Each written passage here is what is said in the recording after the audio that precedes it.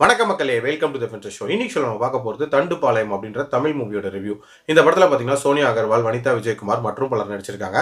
இந்த படம் தண்டுப்பாளையம் அப்படின்ற ஒரு பகுதியை சேர்ந்த ஒரு நொட்டோரியஸ் கேங்கை மையமாக வச்சு அமைக்கப்பட்ட கதை. ஆக்சுவலாக கன்னடத்தில் இது 4 பாகங்களாக ரிலீஸ் ஆயிருக்கு. அந்த 4 பாகங்கள் வழியாக அந்த கேங் எவ்வளோ வலுவானது, என்னென்ன மாதிரியான சம்பவங்கள் பண்ணுறாங்க, அண்ட் போலீஸ் கிட்ட எப்படி மாட்டுறாங்க, அண்ட் ஒரு டைமும் யார் காப்பாற்றுறா அப்படின்ற மாதிரி நிறைய விஷயங்களை அந்த 4 பாகங்கள் வழியாக சொல்லியிருப்பாங்க. பட் நம்ம ஆளுங்க என்ன பண்ணியிருக்காங்க அப்படின்னா, டைரக்டா அந்த 4வது பாட்டை மட்டும் எடுத்து அதை அப்படியே டப் பண்ணி முன்னாடி கொஞ்சம் சீன்ஸ், பின்னாடி கொஞ்சம் சீன்ஸ் ஆட் பண்ணி இதுதான்டா தண்டுப்பாளையம் தமிழ் வெர்ஷன் அப்படின்ற மாதிரி ரிலீஸ் பண்ணியிருக்காங்க. படம் ஆரம்பிச்சு கொஞ்ச நேரத்திலேயே யாரா இந்த கேங்கு, எதுக்காக இதெல்லாம் பண்றாங்க, யார் இந்த போலீஸ் கேரக்டர், யார் இந்த ரிப்போர்ட்டர் கேரக்டர்ன்ட்டு தலையும் புரியல, வாழும் புரியல, மொட்டை முழுக்கடின்னு பார்த்த மாதிரி தான் இருந்துச்சு. என்ன பொறுத்த வரைக்கும் இது படம் அப்படின்னு சொல்றதை விட ஒரு ஸ்கேம் அப்படின்னே சொல்லலாம். என்ன வேணா எடுத்து உள்ள ஆடியன்ஸ் பார்ப்பாங்க அப்படின்ற மாதிரி எடுக்கப்பட்ட ஒரு படமா தான் இருந்துச்சு.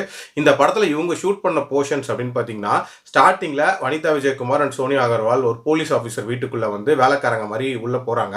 அங்க போய் அந்த வீட்டையே வந்து அட்டாக் பண்றாங்க அப்படின்ற மாதிரி காட்டியிருப்பாங்க. அந்த போலீஸ் ஆஃபீஸருக்கும் இந்த கேங்குக்கும் என்ன சம்பந்தம் அப்படின்ற அந்த லிங்கை சொல்றது தான் இந்த தண்டுப்பாளையம் பார்ட். சொல்ல போனா இந்த 4 பாகங்கள் வந்திருக்குல்ல தண்டுப்பாளையத்தை, அதுல இருக்கிறதுலே புவர் ரிவ்யூஸ் அப்படின்னு பாத்தீங்கன்னா இந்த 4th பாட்டுக்கு தான். நம்ம ஆளுங்க அதை தான் எடுத்து வந்து அப்படியே வந்து ரீயூஸ் பண்ணியிருக்காங்க. அதில் இன்ஃபேக்ட் காட்சிகள் அப்படின்னு பார்த்தீங்கன்னா ரொம்ப ரொம்ப கொடூரமாக இருக்கும். இன்ஃபேக்ட் அந்த திருடுற சீன்ஸாக இருக்கட்டும், அந்த ரேப் சீன்ஸாக இருக்கட்டும், ரொம்ப ரொம்ப அருவருக்கத்தக்க வகையில் இருக்குங்க அப்படின்னே சொல்லலாம். அதுலேயும் 2 கேங்காக காட்டியிருப்பாங்க. ஒரு கேங் ஜெயிலில் இருக்கும், இன்னொரு கேங் வந்து வெளியே இருக்கும். இந்த ஜெயிலில் இருக்க கேங்கை வந்து வெளியே கொண்டு வரணும் அப்படின்றதுக்காக வந்து போராடுற மாதிரி காட்டியிருப்பாங்க.